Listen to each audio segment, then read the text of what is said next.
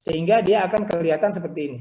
Pupuk organik dan seterusnya. Apabila ingin diurutkan dari A ke Z, maka kita pilih A to Z. Ya. Kemudian pilih misalnya apa yang mau diurutkan. Retensi P misalnya. Retensi P. Berarti karena kalau dia berisi teks, maka dia urutannya adalah A to Z. Tapi kalau dia berisi angka, maka urutannya berdasarkan smallest to largest gitu. Kecil ke terbesar atau besar kecil. Terbalik keduanya ya. Kita pilih yang smallest to largest. Berarti retensi ini akan berurut dari yang kecil ke yang besar tanpa memperhitungkan yang bagian kiri dan seterusnya. Cuma itu saja yang diperhitungkan. Coba lihat. Oke. Maka akan dilihat berdasarkan ini. Retensi 17, 53, 59, 64, 70, 76, 81 kan gitu. Ya. Dia berurut berdasarkan itu. Apabila kita mau mengurutkan ya berdasarkan yang lain lagi, tinggal pilih saja di sini. Contoh custom sort. Tapi ingat, apabila kita ini tanda my data hash headers ini dihilangkan tanda centang, kemudian jadi yang terpilih adalah nama kolom, tidak ada lagi nama-nama ini seperti tadi kan, nama kolom A, B, C, D dan seterusnya. Kalau kita misalnya pilih kolom D, retensi misalnya kolom D, kemudian smallest to largest, kita bisa lihat apa yang terjadi.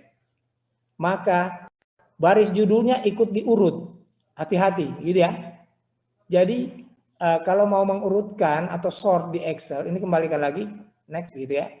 Kita perhatikan di situ yang tadi, my data hash headers. Kalau yang di blok itu termasuk judul, maka ini harus dicentang, ya, my data hash headers, supaya dia akan mengurutkan hanya di bagian bawah saja. Yang bagian judul, baris judul tidak diurut. Gitu. Oke? Nah, terakhir, apabila kita mau urut bertingkat, itu bisa custom sort. Misalnya gini, Ustadz urut berdasarkan pupuk organik.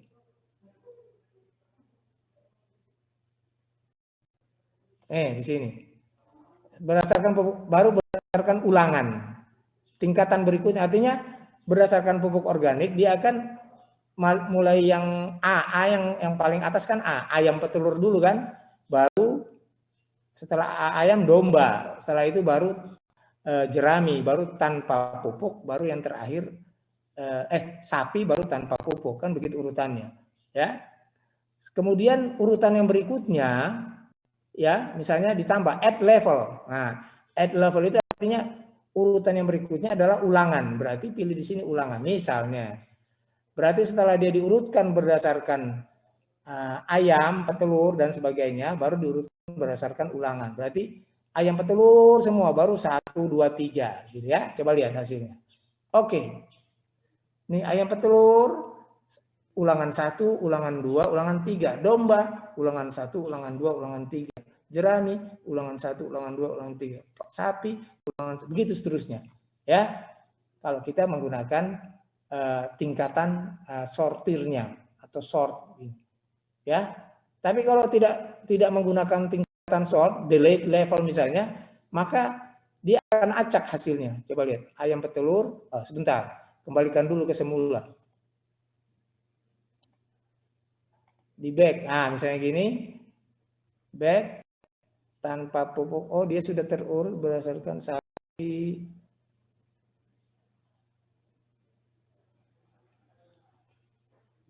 Atau kita misalnya berdasarkan retensi saja gitu ya.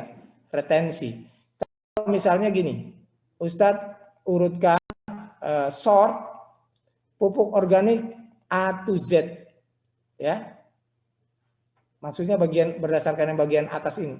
Oke, maka ayam petelur 1, 2, 3, kebetulan dia sudah berurut nih 1, 2, 3, 1, 2, 3, 1, 2, 3. Tapi kalau berdasarkan retensi, ini kan retensinya kecil, besar, ini kan beda-beda kan. Kita coba urut berdasarkan retensi, kita ganti. Misalnya custom sort. Setelah pupuk organik, add levelnya retensi P gitu ya. Dari kecil ke besar, maka hasilnya adalah jadi ayam petelur ya, ini kecil-kecil, semua ayam petelur, kemudian retensi P-nya yang kecil dulu baru sampai yang besar. Ini kan acak ulangannya. Ya. 1132, cuma dia mengurutkan berdasarkan ini. Nah, itu kalau kita mau melakukan proses sort atau pengurutan. Kemudian Ustadz mau kembalikan pengurutannya sort A to Z lagi, ya. Yang awal seperti yang awal saja, A to Z, berdasarkan ulangannya. Jadi proses awalnya itu dia urutannya berdasarkan ulangan. Jadi ini dihapus, kembalikan lagi berdasarkan ulangan. Smallest to largest. Nah, ini proses yang semula begini kan. Nah, sekarang selesai proses sort. Apa sih itu? Masuk ya?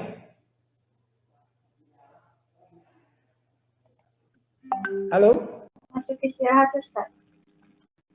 Hah? Waktu istirahat, Ustaz. Oh, waktu istirahat. Oh, terlambat di bel. Baik. Nah, ini Ustadz tambahkan setelah sort kita melakukan yang namanya filter. Ini kalau di data Excel, kalau kita melakukan filter itu penyaringan. Sebenarnya Ustadz mau sampai ke pivot table. Nanti kalian bisa usahakan sendiri yang pivot table seperti apa ya. Tapi Ustadz kasih contoh sedikit saja. Kalau misalnya filter, caranya kita blok saja bagian atas, header, bagian judul ini. Judul baris. Kemudian lakukan filter, klik di sini, pilih filter. Filter. Nah, sudah. Nanti akan muncul tanda-tanda panah kecil ini. Nah, ini untuk melakukan filter di situ. Misalnya, kita mau melakukan filter, ini dihilangkan dulu, select all, hilangkan, tulis ayam petelur saja. Berarti yang ditampilkan hanya ayam petelur, oke? Ya. Tidak ada yang lain. Kalau kita mau hilangkan ayam petelurnya, kita mau kembalikan lagi, berarti select all. Oke? Nah, atau bisa dengan cara gini. Misalkan ayam petelur saja yang mau diambil. Ini matikan dulu ayam petelur. Kemudian kita mau batalkan clear, mau batalkan filter, klik di sini. Kemudian clear filter from pupuk organik. Bisa juga begitu. Clear supaya dia hilangkan filter, kembali ke semula. Bisa juga clear filter itu kita lakukan dengan cara ayam petelur dulu ya. Cara klik di sebelah sini. Di bagian sort sini ada proses clear gitu ya. Kalau clear yang di sini dia berlaku apabila kita melakukan filter banyak. Ya, supaya tidak satu persatu ya langsung clear saja di sini. Set kayak gitu. Misalnya gini ya, banyak yang mau di filter misalnya gini. Ini ayam petelur dan sapi misalkan. Ayam petelur dan sapi. Bagian sini. Kemudian filter bagian sini adalah ulangan khusus ulangan 2 dan 3. Kan ada 2 kali filter, ulangan 2 dan 3. Nah, ini. Ya. Jadi ayam petelur dan sapi, kemudian khusus ulangan 2 dan 3, berarti ada 2 bagian yang difilter kan? Kalau kita batalkan filter di sini akan satu persatu kita batalkan. Tapi kalau kita batalkan langsung di sini, sekaligus keduanya dibatalkan. Oke? Paham maksudnya? Ini clear. Nah, semuanya hilang. Ya, jadi kita bisa enak melihat data kalau melakukan filter dengan cara seperti itu. Biasanya kalau data-data jumlah besar, apalagi big data yang sudah jutaan, bagaimana kita mau melihat satu persatu? Itu besar sekali ya, data yang sangat besar. Kemudian kalau kita selesai melakukan proses filter, ya, misalnya filternya sudah selesai, maka klik lagi filter di sini. Ini bentuk panah kecil-kecil akan hilang. Klik lagi filter, nah hilang. Yang terakhir adalah pivot table. Kalau pivot table begini, kita blok, kemudian kita lakukan pivot. Mana nih pivot di sini? Oh, tidak ada pilihannya di sini. Data mana pivot. Aduh, sebelah mana ya?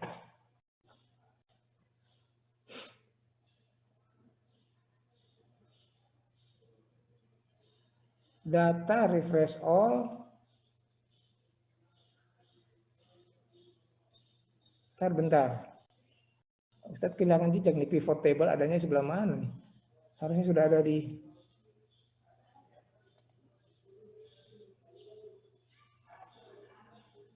bentar ya. Flash, remove, consolidate, relationship, manage, analysis,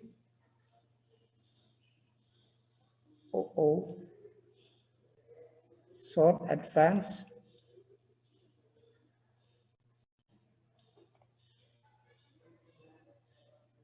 insert, pivot chart, pivot table, insert. Di bagian kiri ujung. Mana? Oh ini, sorry, astagfirullah. Di bagian insert ya, insert pivot table. Nah gitu. Nah kalau kita menggunakan pivot table, kita select table orange ini kan, kemudian kita mau lakukan apa? Semua ini yang kita mau lakukan pivot table. Misalnya in existing worksheet gitu. Kalau kita mau melakukan existing worksheet berarti pivot table-nya ada di sini. Ada di nanti tabelnya akan berubah langsung. Kemudian lokasinya kita pilih saja lokasi. Misalnya kita tidak usah existing, new worksheet saja ya. New worksheet. Kemudian kita lakukan kalau existing lokasi kita pindahkan saja di sini. Kita cari bentar. Kita pindahkan dulu, pilih sheet baru dulu ya. Nah, baru kita lakukan pivot table, kemudian existing worksheet yang ada, location-nya, nah pindah di sini. Misalnya di sheet 2, kemudian di B1 situ, lakukan di situ. Existing worksheet, kita lakukan oke. Maka hasilnya di sini. Kita bisa mengklik atau enaknya di sini aja ya. Nanti kita akan pindah-pindahkan draw field here, draw field here dan sebagainya. Kita akan memblok data-data yang ada di sini untuk ditempatkan di situ. Kalau dia dalam satu tempat, misalnya di sini pivot table, select table orange ya. Kemudian existing worksheet kita letakkan saja di sini misalnya, lebih gampang, lebih enak. AQ gitu. Kemudian kita lakukan di sini ya. Kemudian kita cari saja bagian-bagian yang mau kita letakkan. Choose field to request, misalnya ulangan. Di sini kita letak ulangan. Kemudian kita yang pertama pupuk organik. Kemudian yang kedua ulangan. Yang ketiga retensi P. Misalnya 3 itu yang kita mau lakukan. Maka dia akan muncul di sini. Di pivot table. Sehingga kita bisa meringkas data-data yang ada di pivot table ini. Seperti ini ya maksudnya. Ya. Pivot itu kita hanya mengambil bagian-bagian yang kita akan analisa. Misalnya pada ayam petelur. Gitu kan. Di sini datanya seperti apa ini? Sum of ulangan, ini ulangan tidak usah lah karena ulangan tidak akan dijumlah ya. Sum of retensi misalnya serapan saja, serapan ya. Ini datanya mungkin kurang cocok ya, kalau di jumlah-jumlah berarti kita bisa lakukan fungsi seperti itu, fungsi penjumlahan pada sum of serapan, kemudian sum of retensi P. Jadi pada ayam petelur jumlah seluruh data di sini di ayam petelur, misalnya sum of retensi P, jumlah seluruhnya adalah ini. Kalau domba jumlah seluruhnya adalah ini. Ya, kalau kita mau buka di sini, apakah hanya domba atau jerami atau apa saja, bisa pilih lagi. Ini gabungan antara filter, sort dan proses gitu.